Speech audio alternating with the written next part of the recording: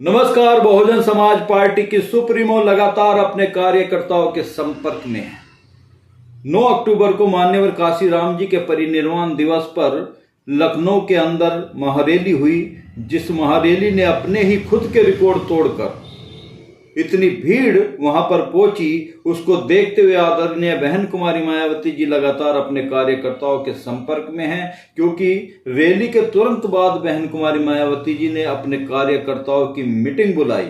उसके तुरंत बाद मुस्लिम भाईचारे की मीटिंग बहन कुमारी मायावती जी ने बुलाने का काम किया। अब सुनने में यह आया है कि आदरणीय बहन कुमारी मायावती जी ने बैकवर्ड समाज के भाईचारे की मीटिंग बुलाने का काम किया और उसमें अपनी सरकार बनाने के लिए जो 2027 में चुनाव उत्तर प्रदेश में होना है, उस चुनाव में सफल होने के लिए, अपनी सरकार बनाने के लिए बहन कुमारी मायावती जी कोई कसर छोड़ना नहीं चाहती, क्योंकि 2027 के पैटर्न पर चलकर जो बहुजन समाज पार्टी ने अपनी सरकार बनाई थी, उसी पैटर्न पर चलकर बीएसपी फिर अपनी सरकार उत्तर प्रदेश में बनाना चाहती है। क्योंकि वो सफलता जो भाईचारे का कार्ड खेला था बहन जी ने, उस पर फिर चलकर अपनी सरकार बनाने का काम उत्तर प्रदेश की 4 बार मुख्यमंत्री रही बहन कुमारी मायावती जी कोई कोर कसर छोड़ना नहीं चाहती है और फिर से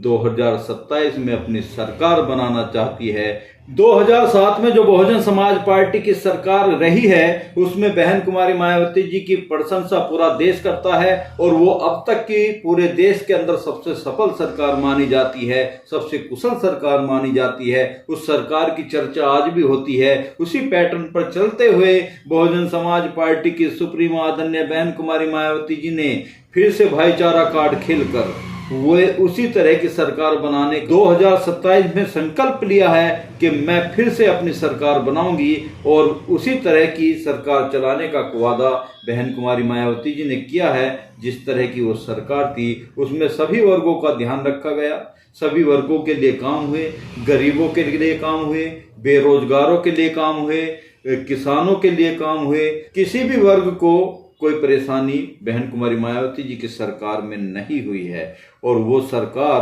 अब तक की सफल सरकार मानी जाती है, क्योंकि बहन कुमारी मायावती जी ने जिस तरह से भाईचारा बनाकर अपनी सरकार बनाई थी, उसी सरकार में भाईचारे के हिसाब से ही सबको सम्मान देने का काम किया, सभी को मंत्रालय देने का काम किया, सभी को पावर देने का काम किया, सभी को ताकत देने का काम किया। किसी भी वर्ग को बहन कुमारी मायावती जी ने, किसी भी समाज को बहन कुमारी मायावती जी ने नहीं छोड़ा और सभी को सम्मान देने का काम किया और उनसे कहा, जाइए अपने क्षेत्र में जाइए, अपने समाज में जाइए, उनके परेशानियों को समझिए, उनकी दिक्कतों को समझिए और उनके काम को करिए। इस तरह की सरकार बहन कुमारी मायावती जी की रही है और उस सरकार की आज भी प्रशंसा की जाती है और उसी को देखते हुए बहन कुमारी मायावती जी ने, उसी सरकार की सफलता को देखते हुए बहन कुमारी मायावती जी ने फिर से भाईचारा बनाने का काम किया है और गठबंधन को एक तरफा रखकर बहन कुमारी मायावती जी तमाम उन समाजों को, उन वर्गों को आरक्षण देने का, यानी कि ये कहा कि जिसकी जितनी संख्या भारी उसकी उतनी हिस्सेदारी, इस पैटर्न पर बहन कुमारी मायावती जी ने अपनी आगामी सरकार बनाने का निर्णय लिया है। देखा जाए तो जिस सोच के साथ बहन कुमारी मायावती जी अपना चुनाव लड़ना चाहती है, अपनी सरकार बनाना चाहती है, उस सोच के साथ अगर बहन जी सफल होती है तो इस देश की पहले नंबर की पार्टी बन सकती है। क्योंकि बहन कुमारी मायावती जी ने जो सोच पैदा की है, उसमें SC ST OBC के लोग और मुस्लिम समाज के लोग इतनी बड़ी संख्या में रहते हैं, जिनके साथ अब तक कहीं ना कहीं उनकी अनदेखी हुई है, राजनीतिक ताकत से उन्हें दूर रखा गया है। ऐसे वर्गों का बहुत बड़ा बोलबाला है और कहीं ना कहीं ये तमाम वर्ग बहन कुमारी मायावती जी में अपना नेता देखते हैं और बहन जी को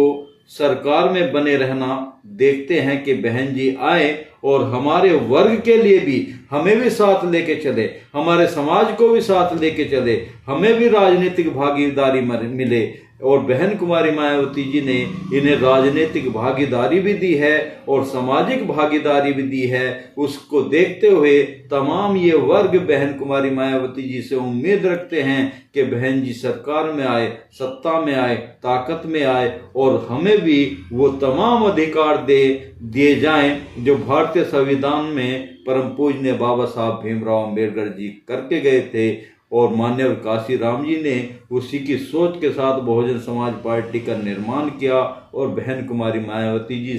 आज भी कुशलता से उस मिशन को आगे लेके चल रही है, जिस मिशन के 85% लोग भागीदार थे, जिनके साथ हमेशा राजनीतिक भागीदारी से, सामाजिक भागीदारी से जिन लोगों को दूर रखा गया है, उन लोगों को उनके अधिकार मिले। ये मिशन उसी लड़ाई को लड़ता है जो अधिकारों की लड़ाई है, जिनके साथ अनदेखी हुई है, जिनके साथ कहीं ना कहीं गलत हुआ है कि उन्हें अधिकार मिले, उन्हें नहीं मिले। और बहुजन समाज पार्टी जब 2007 में उन्होंने अपनी सरकार बनाई थी, उस सरकार में कहीं ना कहीं तमाम वर्गों को ये नजर आया था कि हम भी राजनीतिक हिस्सेदारी ले सकते हैं, हम भी राजनीतिक भागीदारी ले सकते हैं, और उन्हें मिली भी। इस तरह का शासन बहन कुमारी मायावती जी कर रहा है। जय हिंद, जय भारत।